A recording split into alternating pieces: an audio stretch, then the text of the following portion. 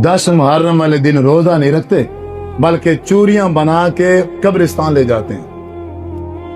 हालांकि आप सल्लल्लाहु अलैहि वसल्लम जब मदीना आए, आपने आके पूछा, अभी ये यहूदियों ने रोजा रखा हुआ, क्या वजह है? पूछताछ की, पता चला कि यहूदियों ने रोजा इसलिए रखा हुआ है, हजरत मूसा अलैहिस्सलातु वस्सलाम को अल्लाह ताला ने वो फिरौन से निजात दिलवाई थी। वो 10 मुहर्रम का दिन था। वो अल्लाह तबारक व तआला का शुक्रिया अदा करने के लिए हजरत मूसा अलैहिस्सलातु वस्सलाम 10 मुहर्रम का रोजा रखते थे। आप सल्लल्लाहु अलैहि वसल्लम ने फरमाया, हजरत मूसा हमारे भाई थे। हजरत मूसा की तबलीग और मेरी तबलीग सेम है। वो भी नबी थे, मैं भी नबी हूं, मैं भी नबी। वो हमारे भाई थे। हमारा ज्यादा हक बनता है कि हम 10 मुहर्रम का अल्लाह का शुक्रिया अदा करने के लिए रोजा रखें। और आपने ऐलान फरमा दिया, है मुसलमानों, हम आज के बाद 10 मुहर्रम का रोजा रखेंगे। आप सल्लल्लाहु अलैहि वसल्लम 10 मुहर्रम को मुकम्मल नबूवत के 23 सालों में 10 मुहर्रम को आप कब्रिस्तान नहीं गए कोई खाने वगैरह बना के, चूरियां बना के, मुरब्बे बना के, वो दालें वगैरह लेके, पानी के मटके सहाबा से भरवा के आप नहीं गए कब्रिस्तान। ये तमाम अल्लाह के रसूल ने नहीं किया, सहाबा इकराम को तालीम नहीं दी है। आपने मुकम्मल 23 सालों में कब्रों को लिपाई का जो एहतमाम है हजूर ने नहीं किया।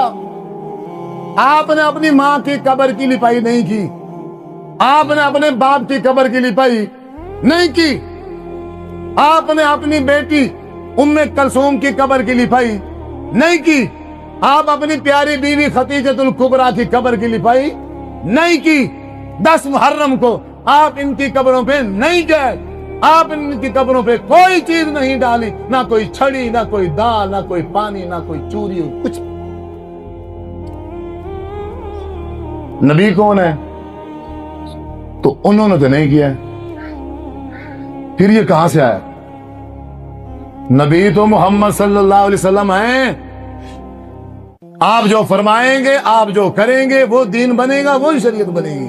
आपने तो ना फरमाया है ना किया है, बल्कि आपने जो फरमाया है और जो किया है वो ये है, हाय सहाबा, आज के बाद हम 10 मुहर्रम का क्या करेंगे, और रख के दिखाया। लेकिन आप देख लेना 10 मुहर्रम को लोग कितने साथी ऐसे होंगे जो रोजा रखेंगे, और अक्सरियत मुसलमानों की, कलमा पढ़ने वालों की, हजूर का कलमा पढ़ने वालों की अक्सरियत वो कब्रिस्तान जाएगी। वो लकीर के फकीर इकट्ठे हो गए हैं सारे, और बाबा जी ऐसा करता था, दादा ऐसे करता था, परदादा ऐसे करता था, हमारे यहाँ ऐसे करते हैं, और तुम्हारे यहाँ जो जो करते हैं वो दीन बन जाएगा। तेरी माँ जो करेगी वो शरीयत होगी, तेरा बाप जो कर देगा उसको दीन कहेंगे। मुसलमान है यार ये हाल। आपसे यहूदी डरेंगे, आज के मुसलमानों से डरेंगे। ये मुसलमान जिनका कोई अमल भी अपने नबी से नहीं मिलता, कोई चीज भी अपने नबी के साथ मैच नहीं करती। अच्छा, फिर वहां जाएंगे और वो दरख्त काट काट के ले जाएंगे, छड़ियां और आम के दरख्त, पता नहीं क्या कुछ, वो फिर कब्र के ऊपर डाल देंगे। मेरी अकीदा क्या है? अकीदा ये है, ये जो दरख्त नहीं होता ये तस्बीह करता है, इनकी तस्बीह करने से फिर अजाब में तफरीब हो जाएगी। भाई कैसे? अल्लाह के रसूल ने ऐसे किया था। अच्छा, आप सल्लल्लाहु अलैहि वसल्लम कब्रिस्तान से गुजरे, सहाबा साथ हैं, आप 2 कब्रों के पास जाके रुक गए। हालांकि बहुत बड़ा कब्रिस्तान था और भी बहुत कब्रें थी, 2 कब्रों के पास जाके ठहर गए। सहाबी से कहा, जाओ सहाबी, वो छड़ी तोड़ के ले आओ। वो छड़ी तोड़ के ले आया। आप सल्लल्लाहु अलैहि वसल्लम ने उस छड़ी के 2 टुकड़े किए, गाड़ दिया, रखा नहीं है, गाड़ दिया। एक छड़ी का टुकड़ा इस कब्र में गाड़ दिया और दूसरी छड़ी का टुकड़ा उस कब्र में गाड़ दिया, और फरमाया लअल्लल्लाह अन युखफ्फिफ अन्हुमा हत्ता ययबसा। और मुझे अल्लाह ताला से उम्मीद है, आपने दुआ फरमाई, मुझे अल्लाह ताला से उम्मीद है जब तक ये दोनों छड़ियां खुश्क नहीं होंगी, मुझे अल्लाह से उम्मीद है कि अल्लाह तबारक व तआला इनके अजाब में तखफीफ कर देगा। آپ صلی اللہ علیہ وسلم کو بتلایا گیا اے محبوب وحی کے ذریعے سے اس قبر والے کو بھی عذاب ہو رہا ہے، اس قبر والے کو بھی عذاب ہو رہا ہے۔ اس میں سے ایک وہ ہے جو چغل خور ہے، ایک وہ ہے جو چغلیاں لگاتا ہے، اس کی بات اس کو، اس کی بات اس کو، اس کو اس کے ساتھ لڑا دیا، اس کو اس کے ساتھ لڑا دیا۔ اور جیسے آج کل ہم کر رہے ہیں مسلمان، ہمیں اور کام تو کوئی ہے نہیں اور کوئی دھندا تو ہے نہیں، سارا دن فری ہوتے ہیں، ویلے ہوتے ہیں، پھر یہی کام کرتے ہیں ہم، اس کو اس کے ساتھ، اس کو اس کے ساتھ، اس کو اس کے ساتھ۔ یہ کسی کے اندر عقل نہیں ہے۔ اگر اس میرے بھائی نے اس بھائی کے خلاف کوئی بات کر ہی دی ہے، کوئی اچھی بات تو کبھی کی ہوگی کہ نہیں کی ہوگی، تم اس سے نقل کر کے اچھی بات نقل کرو، بری بات اس کو مت بتاؤ۔ یہ اسلام ہے، یہ مسلمانی طریقہ ہے۔ لیکن یہ کیا کرے گا؟ نیگیٹو بات جو ہے وہاں سے لے کے وہ اس کو بتائے گا، اور جو کچھ اس نے اس کے بارے میں اچھے جملے کہے ہیں ان میں سے ایک جملہ بھی نہیں کہے۔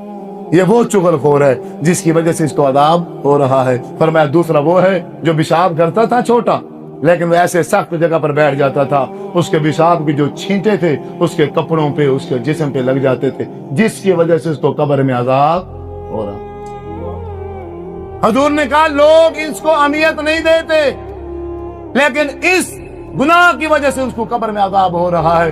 حضور نے دعا فرمائی ہے اے اللہ، اب کیونکہ قبر پہ آ گئے ہیں، پتہ چل گیا ہے، امتی ہیں، عذاب ہو رہا ہے، وہ حضور نے دعا کی ہے، میرے نبی کی دعا کی وجہ سے ان کے عذاب میں تخفیف ہوئی ہے، اور آپ نے پھر اپنی دعا کی حد بندی کر دی ہے، وہ چھڑی منگا کے دونوں قبروں پہ لگا کے کہ جب تک یہ خشک نہیں ہوں گی تب تک میری یہ دعا ہے ان کے عذاب میں تخفیف کر دی۔